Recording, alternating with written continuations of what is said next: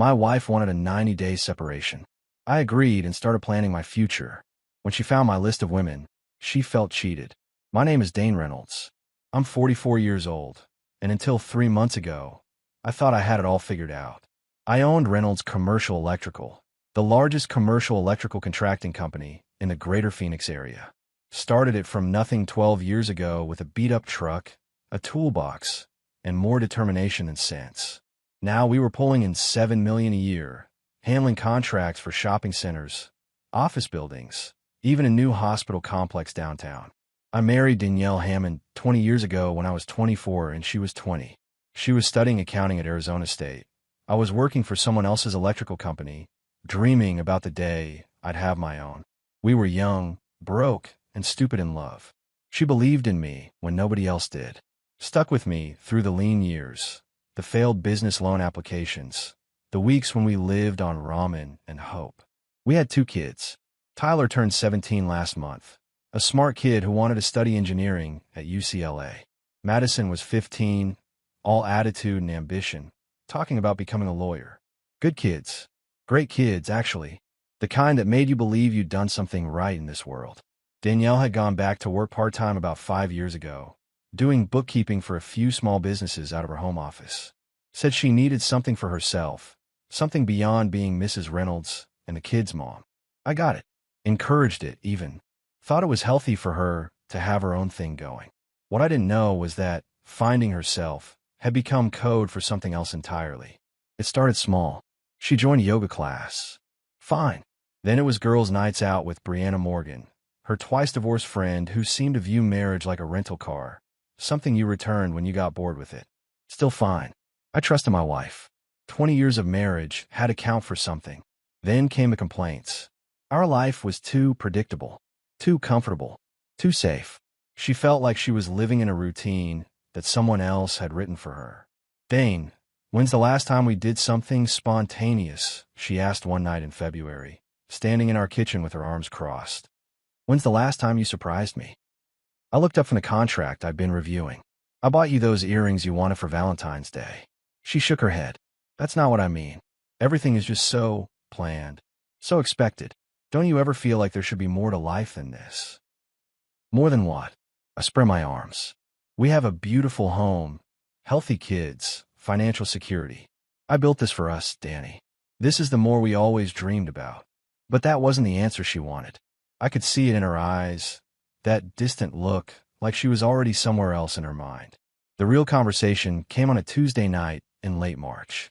I remember because I just landed a $1.2 million contract for a new tech campus, and I come home ready to celebrate. Instead, I found Danielle sitting at the dining room table, hands folded, that look on her face that meant we were about to have a serious talk. I need space, she said before I could even set my briefcase down. I stood there, keys still in my hand. Space? What kind of space? I need time to figure out who I am outside of being your wife and their mother. Her voice was calm, rehearsed, like she practiced this speech. I want a 90-day separation. I'll move in with my parents. We can tell the kids it's temporary, that we're just taking a break to work on ourselves. My first instinct was to fight it, to ask what the hell she was talking about, to remind her of everything we'd built together. But something in her expression stopped me. This wasn't a request.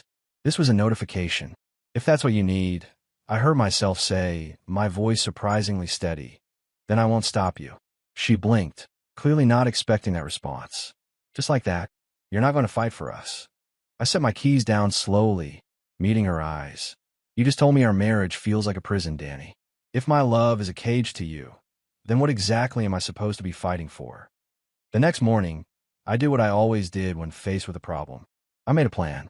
While Danielle was upstairs packing her things, I sat at the kitchen table with a legal pad and started mapping out everything that needed to happen. If we were doing this separation, we were going to do it right. No half measures. No messy emotional decisions that would bite us later. First came finances. We had a joint account with about $60,000 in it. Our individual accounts held more, mine significantly, so since the business income flowed through my personal account first. I calculated what she'd need for 3 months, added a buffer, and made a note to transfer $40,000 to her account. Fair was fair. Then the bills. Mortgage, utilities, car payments, insurance. I listed everything we shared and started dividing responsibilities. She kept our family finances organized for years, but I wondered if she actually understood what it took to keep everything running. Guess we'd find out. The house was in my name only. I'd bought it 6 years ago, right before a major expansion of the business. My accountant had advised keeping it separate for liability reasons. At the time, Danielle had agreed it made sense. Now I was grateful for that decision. Then came the kids, Tyler and Madison. This was the part that made my jaw tighten. They didn't deserve this. Didn't deserve to have their world shaken because their mother needed to find herself. I outlined a custody arrangement that would keep their lives as stable as possible. They'd stay in a house with me during the week, spend weekends with Danielle at her parents' place. Finally, I started a new page. At the top, I wrote, after, because if Danielle wanted freedom, she was going to get it. All of it. And so was I. I started listing names. Women I knew who'd shown interest over the years. I wasn't stupid. I knew when someone was flirting, even if I'd never acted on it. There was Rachel, the 28-year-old project coordinator, who always laughed a little too hard at my jokes. Jennifer from the gym, recently divorced, who'd asked me to coffee twice. Even Natalie, Danielle's cousin, who'd made a few comments at family gatherings that walked the line. I wasn't planning to call any of them. Not yet. But if Danielle could talk about needing to explore, then I could at least acknowledge that I had options too. When Danielle came downstairs an hour later, rolling a suitcase behind her, I was still at the table. I slid the notepad toward her. Since you want to separate, I figured we should plan the logistics, I said, keeping my voice level. Finances, bills, custody, all of it. She barely glanced at it. Dane, we don't have to do all that yet. It's just a separation, not a divorce. Right, I said, leaning back in my chair. But we still have to live apart. That means we need to divide things accordingly. She waved a hand dismissively. You're overthinking it. This is just for me to get some space. That's all. I nodded slowly. Space. And I assume you'll be dating during the separation. She hesitated, then shrugged. If I meet someone, I don't see why not. Good, I said, folding my arms. Because I'll be doing the same. She blinked, her coffee cup stopping halfway to her lips. Wait, what? I kept my voice steady, watching her face. Freedom isn't just yours, Danny. I get it too. 3 days after Danielle moved out, she showed up at the house unannounced. I was in the garage working on some quotes when I heard her car pull into the driveway. Tyler and Madison were at school, which meant whatever this was, she timed it deliberately. She walked into the garage, holding something in her hand. My notepad. The one I'd left on the kitchen counter. Are you serious, Dane? Her voice was shaking, but not with sadness. With anger. Pure, unfiltered rage. I set down my drill and turned to face her. About what? She shook the notepad at me. This. You already have a list. You couldn't even wait until we separated before planning who you're going to screw next. I wiped my hands on a rag, keeping my expression neutral. You told me you wanted to date other people, Danny. You expected me to sit around and wait. Rachel, she snapped, flipping through the pages. Your secretary? She's what, 12 years younger than you? And Jennifer from a gym? Really? I shrugged. They're both adults. Both single. Both interested. Her face went red. And Natalie? My cousin Natalie? You put my own family on your list. She's been flirting with me for years, I said calmly. You know it. I know it. Hell, your whole family knows it. Danielle's hands were shaking now. You think I'm just going to sit here and watch you date people I know? People from my life. I took a step closer, my voice dropping low. Now you know how I feel. She blinked, thrown off. What? You wanted freedom, I said, my tone deliberate and controlled. You wanted to explore, to see what else is out there. But you expected me to stay right here, loyal, waiting like some pathetic fool for you to decide if I'm worth keeping. That's not happening, Danny. This is different, she protested, but her voice had lost some of its edge. How? I challenged. How is it different? Because you're a woman? Because you're the one who asked for the separation? You wanted this door open. Well, it swings both ways. She opened her mouth, then closed it, clearly searching for an argument that would stick. I didn't think you'd actually move on this fast. And I didn't think my wife of 20 years would suddenly decide she needed freedom from our marriage. I countered. Guess we're both full of surprises. I could see the wheels turning in her head. This wasn't the script she'd imagined. In her version, I was supposed to be devastated, maybe angry, definitely not calm and planning my own future. "You're doing this to hurt me," she finally said. I shook my head slowly. "No, Danny. I'm doing this because I'm not going to be your backup plan. You wanted to see if there's something better out there? Fine. But don't expect me to guarantee you a soft place to land if you don't find it." She stood there for a long moment, the notepad still clutched in her hand. Finally, she threw at my chest. It bounced off and landed on the concrete floor. "You know what?" she said, her voice brittle. "Maybe I was right. Maybe we do need this separation. Because the man I married would have fought for our marriage." I picked up the notepad and set it on my workbench. "The man you married did fight for this marriage. For 20 years. Every day. Every late night. Every sacrifice. But you don't fight for someone who's already walking away, Danielle. You just let them go." She turned and walked toward her car, but before she got in, she looked back at me. "This isn't over, Dane." "Yeah," I said quietly. "It is. You just don't know it yet." A week into the separation, something started nagging at me. Call it instinct, call it paranoia, but 20 years of running a business had taught me to trust my gut when numbers didn't feel right. I pulled up our bank statements on my laptop that evening after the kids had gone to bed. Our joint account showed the usual transactions. Groceries, gas, utilities. Nothing unusual. But then I checked the credit card statement, the one we use for larger purchases. There was a charge from 3 months ago. A hotel in Scottsdale. The Phoenician. One night, $467. I stared at the screen. We hadn't gone to any hotel in Scottsdale. I'd been in Tucson that weekend for a commercial job bid. Danielle had said she was staying home with the kids. My jaw tightened as I scrolled further. 2 weeks before that, another hotel charge. This one in Sedona. 2 nights, $812. I'd been in Las Vegas for a trade conference. She'd said she was taking the kids to her parents' place. But the kids had been at a basketball tournament that weekend. I remembered because Tyler had sent me photos. I opened another window and logged into our savings account. The balance was lower than I remembered. A lot lower. I pulled up the transaction history and felt my blood run cold. Over the past 6 months, there had been a series of transfers. Small at first. 2,000 here, 3,000 there. Then bigger. 10,000. 15,000. All going in an account I didn't recognize. I grabbed my phone and called my accountant, Jerry, even though it was past 9 at night. He answered on the 3rd ring. "Jerry, I need you to trace some transactions for me," I said, reading off the account numbers. He was quiet for a moment. "Dang, that's going to take some time. Can this wait until morning?" "No," I said flatly. "It can't." 2 hours later, Jerry called me back.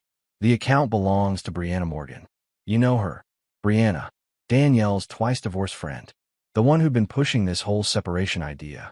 "Yeah," I said, my voice tight. "I know her." "There's more," Jerry continued. "The transfers total about $162,000 over the past 8 months. I sat down hard in my office chair. 162,000. Gone. Moved to Brianna's account without my knowledge, without my signature. "Dane." Jerry's voice came through the phone. "You still there?" "Yeah," I managed. "Can you freeze our joint accounts? All of them. Right now. That'll take until morning, but I can start the paperwork." "Do it," I said. "And Jerry, I'm going to need a good divorce attorney. The best you know." After I hung up, I sat there in the dark, the glow of my laptop screen the only light in the room. Danielle hadn't just wanted freedom. She'd been planning this. For months. Maybe longer. And she'd stolen over $160,000 to fund whatever life she'd been building behind my back. I opened a new browser tab and started searching for private investigators in Phoenix. If she'd been hiding money, what else had she been hiding? I hired Derek Foster, the best private investigator in Phoenix. Cost me $5,000 up front, but if Danielle had been hiding $162,000, I needed to know what else she'd been hiding. Derek called me 4 days later. "Mr. Reynolds, we need to meet. In person." We met at a coffee shop in Scottsdale, far from anyone who might know me. Derek slid a manila folder across the table. Inside were photos. Lots of them. Danielle and a man I didn't recognize. Outside a restaurant. Getting into his car. Walking into a hotel. The timestamps went back 7 months. "His name is Aaron Carlson," Derek said, tapping one of the photos. 37 years old. He's a business consultant. Works with small companies, helps them optimize operations, that kind of thing. I stared at the photo. He was younger than me. Fit. Wearing an expensive suit. How long? Based on what I could track. At least 8 months. Maybe longer. Derek pulled out another document. Here's where it gets interesting. Aaron Carlson also does consulting work for Henderson Construction. My head snapped up. Henderson Construction was my biggest competitor in the Phoenix area. We've been underbidding each other for contracts for years. You're telling me my wife's boyfriend works for my competition? Derek nodded. And according to my source, Henderson has been landing contracts they shouldn't have known about. Bids that came in just under yours. Specifications they shouldn't have had access to. The pieces clicked into place. All those nights Danielle had sat with me while I worked on proposals. All those conversations about upcoming jobs, about bidding strategies, about which projects I was most excited about. I thought she was just being supportive, interested in my work. She'd been feeding information to her lover, who'd been passing it to my competitor. There's one more thing, Derek said quietly. He pulled out another photo. This one showed Danielle from the side, wearing a loose dress, her hand resting on what looked like a small bump. When was this taken? I asked, my voice tight. 3 weeks ago, Mr. Reynolds. I can't be certain from a photograph, but based on her appearance and the clothes she's been wearing in recent surveillance, I believe your wife may be pregnant. The coffee in my stomach turned to acid. How far along? If I had to guess, for maybe 5 months. But that's just an estimate.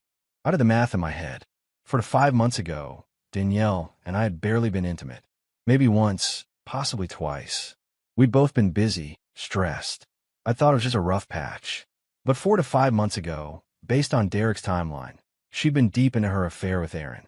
I closed the folder and pushed it back across the table. I need you to find out everything about Aaron Carlson. Everything. Where he works, where he lives, his financial situation. And I need to know if he's married, if he has kids, if there's anyone in his life who should know what he's been doing. Already on it, Derek said. I'll have a full report by end of week. After Derek left, I sat in my truck in the parking lot, gripping the steering wheel. 1,000 thoughts raced through my mind, but one kept pushing to the front. If Danielle was pregnant with Aaron's child, that meant she'd planned this separation not to find herself, but to hide the pregnancy from me, to give birth away from my house, away from questions, away from the truth. And then what? Come back and pretend everything was fine? Tell me she'd had a miscarriage during the separation? Or just disappear entirely with Aaron and start a new life? I pulled out my phone and called my attorney, Robert Chandler, the best divorce lawyer in Phoenix that Jerry had recommended. Robert, it's Dane Reynolds. We need to accelerate everything. File the papers. I want her served immediately. Are you sure? Robert asked. Once we file, there's no going back. I'm sure, I said. And Robert, I'm going to need to file for full custody of Tyler and Madison. Whatever it takes. That evening, I did something I've been avoiding. I ordered DNA test kits online. 2 of them. One for Tyler, one for Madison. They'd arrive in 2 days. 20 years of marriage. And I was about to find out if my own children were actually mine. The thought made me sick. But I had to know. Had to be sure. Because if Danielle had been lying about this pregnancy, had been lying about Aaron, had been lying about the money, then what else had she been lying about? 2 days after I'd ordered the DNA kits, my father-in-law showed up at my office. Richard Hammond, 68 years old, retired real estate developer, and a man who'd always treated me like I wasn't quite good enough for his daughter. My secretary, Rachel, buzzed me. Mr. Reynolds, there's a Richard Hammond here to see you. He doesn't have an appointment. Send him in, I said, closing my laptop. Richard walked in wearing a $1,000 suit and an expression that said he'd rather be anywhere else. He didn't wait for me to offer him a seat. Just sat down across from my desk and got straight to business. Dane, we need to talk about this situation with Danielle. I leaned back in my chair. What situation would that be, Richard? Don't play games, he said, his voice sharp. She told me about the separation, about you planning to date other women, about you freezing her out financially. I gave her $40,000, I pointed out. Half of our joint account. That's hardly freezing her out. Richard waved that away like it was nothing. That's not what I'm here to discuss. He reached into his jacket and pulled out an envelope. Set on my desk. I didn't touch it. What's that? $250,000, Richard said. A check. Made out to you. I stared at the envelope, then at him. For what? For walking away quietly, Richard said. No public fighting. No dragging Danielle through a messy divorce. You take the money, You agree to a clean split, and we all move on with our lives. I picked up the envelope, opened it, and looked at the check. Sure enough, $250,000. Richard Hammond's signature at the bottom. You're offering me $250,000 to divorce your daughter quietly, I said slowly. To make this easy for everyone, Richard corrected. Danielle made a mistake. She knows that now. But dragging this out, making it ugly, that doesn't help anyone. Especially not Tyler and Madison. I set the check down on my desk. Does Danielle know you're here? No, Richard admitted. And she doesn't need to. This is between you and me. Man to man. I leaned forward, folding my hands on my desk. Richard, let me ask you something. Why are you really here? Because I don't buy this making it easy story. You've never cared about making my life easy before. Something flickered in his eyes. What's that supposed to mean? It means your daughter is having an affair with a man who works for my competitor. It means she's been stealing money from our accounts and hiding it. It means she's pregnant with another man's child. And now you're here, trying to pay me off. I tilted my head. So I'll ask again. Why are you really here? Richard's jaw tightened. You don't know what you're talking about. Don't I? I stood up, walking around my desk. See, I've been doing some digging, Richard. And I'm starting to wonder if maybe you know more about Danielle's activities than you're letting on. Maybe you even encouraged them. That's absurd, Richard said, but his voice had lost some of its conviction. Is it? I picked up the check and held it up. Because this feels less like a generous offer and more like hush money. Like you're trying to make sure I don't start asking too many questions about how long this has been going on, or who else might have known about it. Richard stood up, his face red. You're making wild accusations, Dane. Then prove me wrong, I said, tearing the check in half. Tell me you had nothing to do with your daughter's affair. Tell me you didn't know she was stealing money. Tell me you weren't helping her hide a pregnancy. He said nothing, just stared at the torn check in my hands. That's what I thought, I said quietly.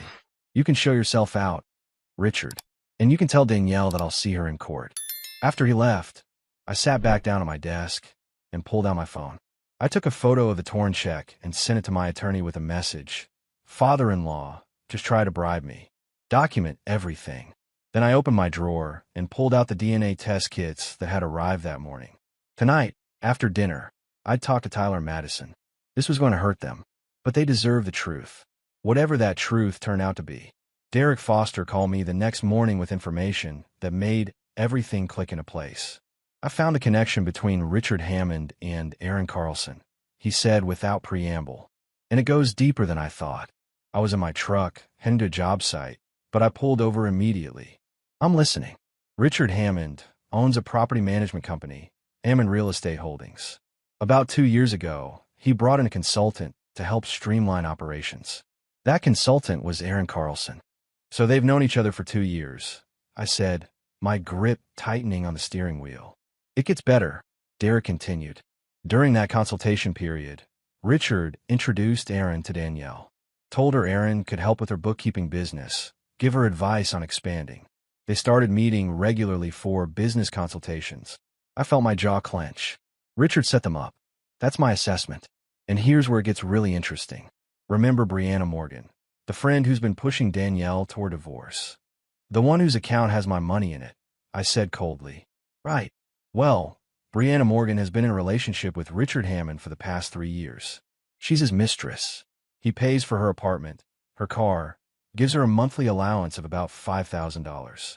The pieces fell into place like a puzzle I should have seen months ago.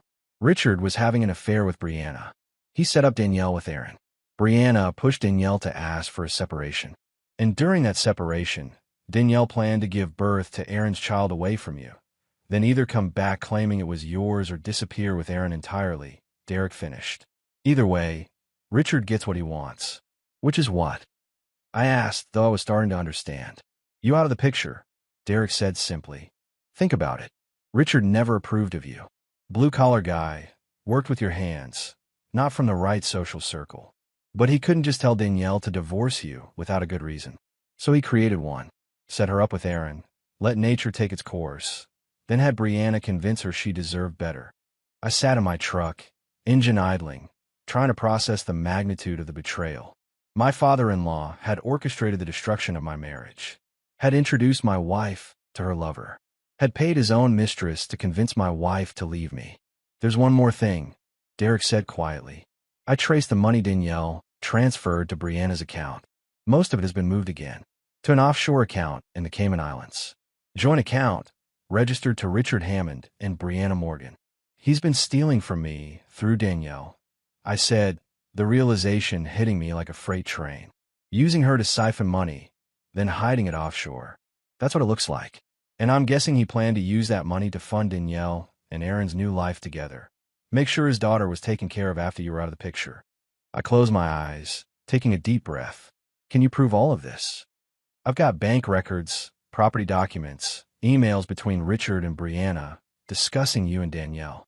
I've got timestamps showing when Aaron and Danielle started meeting. I've got everything you need for a lawsuit and a criminal complaint.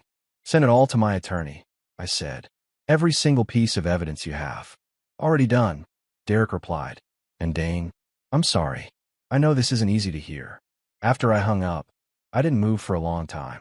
I just sat there, watching traffic pass by, thinking about how blind I'd been. I trusted my wife, trusted my father-in-law, even though we'd never been close. Assumed that family meant something. But Richard had never seen me as family. He'd seen me as an obstacle. And he'd spent 2 years systematically removing me from his daughter's life. My phone buzzed.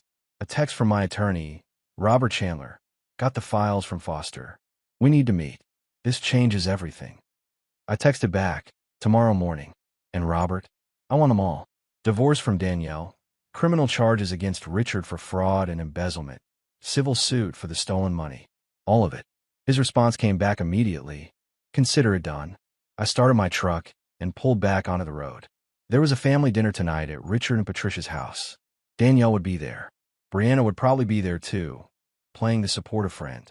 I hadn't planned on going, but now I wouldn't miss it for the world. Because they wanted to play games, wanted to manipulate and scheme and destroy. Fine. But they were about to learn that I wasn't the kind of man who went down without a fight. And when I fought to win. I showed up at Richard and Patricia's house that evening at exactly 7 o'clock. My mother-in-law answered the door, surprise evident on her face. Dane, I didn't know you were coming, Patricia said, stepping aside to let me in. Last-minute decision, I said, giving her a smile. Thought it would be good to see everyone.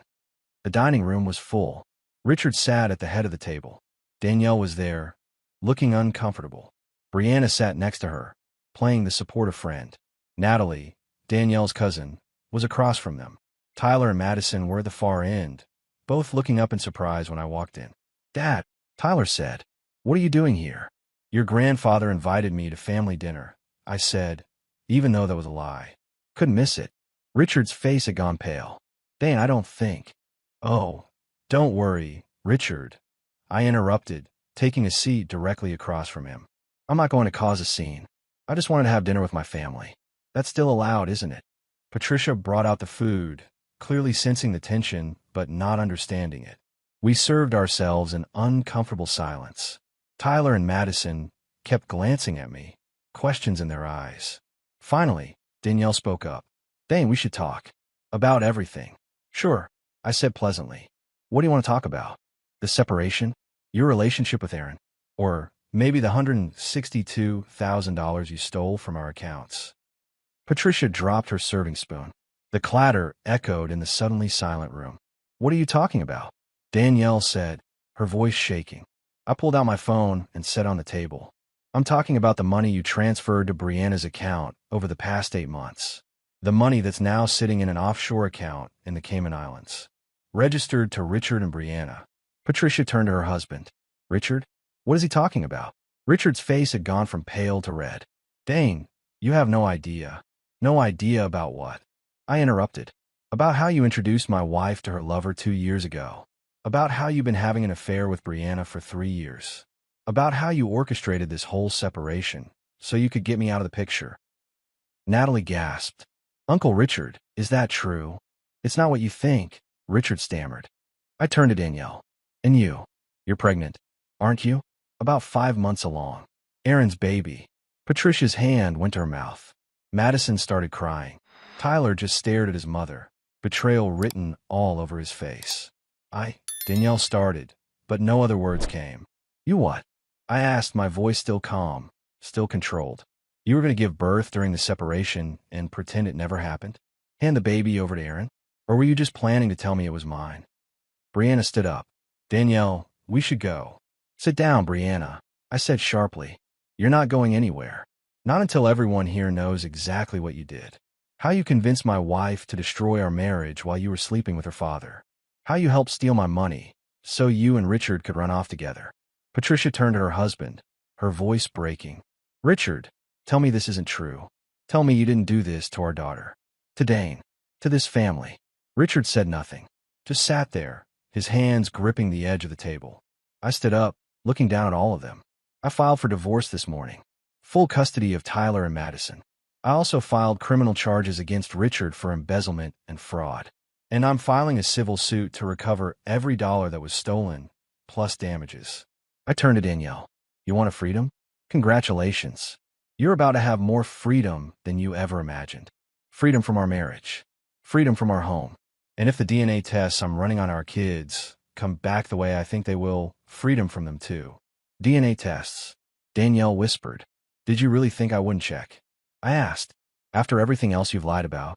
I walked to the door, then paused and looked back. Oh, and Brianna, you should know that Aaron Carlson is also sleeping with his business partner's wife. Has been for about 6 months. So congratulations, Danielle. Your soulmate is just as faithful as you are. I walked out into the cool Phoenix night, leaving behind the wreckage of lies and betrayal. Behind me, I could hear Patricia screaming at Richard, could hear Danielle sobbing, could hear the complete collapse of the Hammond family. My phone rang as I reached my truck. Tyler. Dad, he said, his voice thick with tears. Is it true? All of it? Yes, son, I said quietly. I'm sorry you had to find out like that. Are we really not yours? He asked, and the pain in his voice nearly broke me. I don't know yet, I admitted. But Tyler, listen to me. No matter what those tests say, you and Madison are my kids. Do you understand? You're mine. Nothing changes that. He was quiet for a moment. Can we come stay with you tonight? I don't want to be here. I'm on my way, I said. Pack your things. Both of you. The DNA results arrived 3 days after the family dinner. I sat in my home office, staring at the envelope, knowing that whatever was inside would change everything. Tyler and Madison were in their rooms. They'd been quiet since leaving their grandmother's house, processing everything they'd learned. I tried to give them space, but I could see the questions in their eyes every time they looked at me. I opened the first envelope. Tyler's results. Probability of paternity, 99.98%. My son. My boy. I closed my eyes, relief washing over me like a wave. Whatever else Danielle had done, Tyler was mine. I opened the second envelope with shaking hands. Madison's results. Probability of paternity, 0%. The paper slipped from my fingers and landed on my desk. I stared at it, reading the words over and over, hoping they'd somehow change. Madison wasn't mine. The daughter I'd raised for 15 years. The girl who'd call me daddy, who I'd taught to ride a bike, who'd fallen asleep on my shoulder during long car rides. She wasn't biologically mine. I heard footsteps in the hallway. Madison appeared in my doorway, her eyes red from crying. Dad, can we talk? I quickly gathered the papers, but she'd already seen them. Her face went pale. Those are the DNA tests, aren't they? She asked quietly. There was no point in lying. Yes, sweetheart. They are. She walked into my office and sat down across from me. Am I yours? I looked at my daughter, this brave, brilliant 15-year-old who'd been caught in the middle of her mother's lies. And I knew exactly what I needed to say. Yes, I said firmly. You are mine. You've always been mine. You always will be. But the test. The test tells me about genetics, I interrupted. It doesn't tell me about the girl I've raised. It doesn't tell me about the first time you called me daddy, or the way you used to make me breakfast in bed on Father's Day, or how you'd come to me when you had nightmares. Biology doesn't make you my daughter, Madison. Love does. And I love you more than anything in this world. Tears streamed down her face. Does Tyler know? Not yet, I admitted. But it doesn't matter. You're brother and sister. You're my kids. Nothing changes that. She stood up and walked around the desk, throwing her arms around me. I held her tight, this girl who was mine in every way that mattered. I don't want to see her, Madison said, her voice muffled against my shoulder. Mom, I don't want to see her ever again. You don't have to, I promised. Not until you're ready. If you're ever ready. That evening, I called both kids into the living room. Tyler sat on the couch, looking wary. Madison sat next to him. I got the DNA results back, I said, deciding to be direct. Tyler, you're mine biologically. Madison, you're not. Madison grabbed her brother's hand. Tyler stared at me, processing. So Madison and I are only half-siblings? He asked. You're full siblings in every way that counts, I said. You grew up together. You're family. That doesn't change. Tyler looked at his sister. You're still my annoying little sister. And you're still my idiot big brother, Madison shot back, a small smile breaking through her tears. And you're both still my kids, I added. Nothing about that changes. Not now, not ever. Tyler stood up and walked over to me. What about Mom? What's going to happen to her? She's going to face the consequences of what she did, I said honestly. The divorce will go through. She'll likely lose custody. Your grandfather is facing criminal charges. It's going to get messy. Good, Madison said bitterly. Hey, I said gently. I know you're angry. You have every right to be. But she's still your mother. Someday, when you're ready, you might want a relationship with her. And that's okay too. I won't, Madison said firmly. I didn't argue. She was 15. She had time to figure out how she felt. What about Aunt Natalie? Tyler asked suddenly. I blinked. What about her? She's been texting me, he said, asking how we're doing. She said she wants to take us out for dinner, just to check in. Natalie, Danielle's cousin. The one I put on that list weeks ago. Half as a statement, half as truth. The one who'd always been a little too friendly, a little too interested. If you want to see her, that's fine, I said carefully.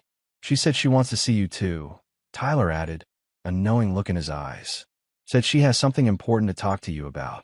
8 months later, I stood in the kitchen of my new house, watching the sun rise over the Phoenix skyline. The house was smaller than the one I'd sold, but it was mine, clean, free of memories that hurt. Tyler was upstairs, getting ready for his senior year. He decided on Arizona State instead of UCLA, wanted to stay close. Madison was still asleep, typical for a Saturday morning. The divorce had been finalized 4 months ago. Danielle had fought it first, but once the evidence came out, once her lawyers saw what she was up against, she'd settled. I got full custody. She got supervised visitation twice a month, which the kids rarely took her up on. Richard Hammond was awaiting trial for fraud and embezzlement.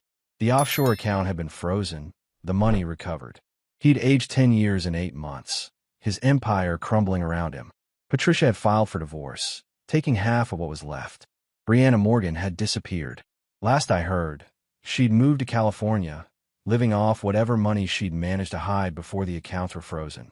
Aaron Carlson had lost his job with Henderson Construction after the affair became public. His wife had left him. He tried to contest paternity of Danielle's baby, but the DNA test proved he was the father. He was now paying child support for a kid he'd never wanted. Danielle had given birth to a boy 4 months ago. She named him Nathan. I'd never seen him, had no interest in seeing him. He wasn't my responsibility, wasn't my problem. My phone buzzed. A text from Natalie. Coffee this morning? My place. I smiled. Natalie and I had started seeing each other 3 months ago. Slowly, carefully, both of us aware of how complicated the situation was. She was 36, divorced, no kids. She worked as a graphic designer, had her own place in Tempe. The family had been divided over it. Some thought it was too soon, too weird. Others, like Patricia, had actually been supportive.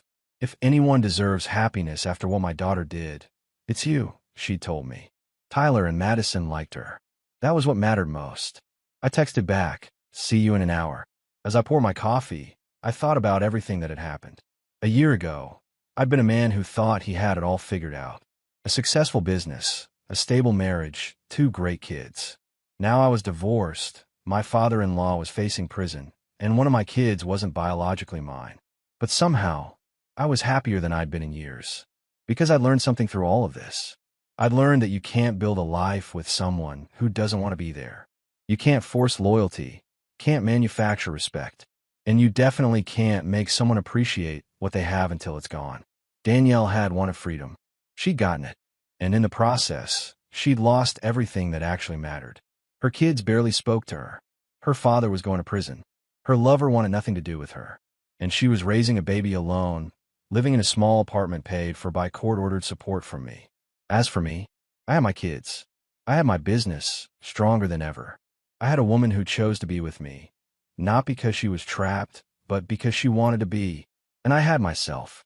The man who'd refused to beg, refused to play victim, refused to let someone else's betrayal define who I was. Tyler came downstairs, grabbing a water bottle from the fridge. "You heading to Natalie's?" "Yeah," I said. "You okay here with Madison?" "We're good," he said. "Actually, we were thinking about going to see Mom this afternoon. She's been asking." I felt a small stab of something. Not jealousy exactly. Maybe just sadness that this was what things had become. "If that's what you want," I said. "It's not about wanting," Tyler said, sounding older than 17. "It's about doing the right thing. She's still our mom, even if she messed up." I pulled my son into a hug. "You're a better man than me, kid. Learn from the best," he said. As I drove to Natalie's place, I thought about the future, about the possibility of building something new with someone who saw me, really saw me, about watching my kids grow into good people despite everything they'd been through. My phone rang, a number I didn't recognize. I almost didn't answer, but something made me pick up. "Mr. Reynolds?" A woman's voice, professional. "This is Amanda Reyes, Aaron Carlson's former fiancée. I need to talk to you about something important. About your ex-wife and Aaron. About what they did. Can we meet?" I pulled over to the side of the road. "What do you know?" "Everything," she said. "And I think you need to hear it. Because what they did to you, they did to me too. And I think together, we can make sure they never do it to anyone else."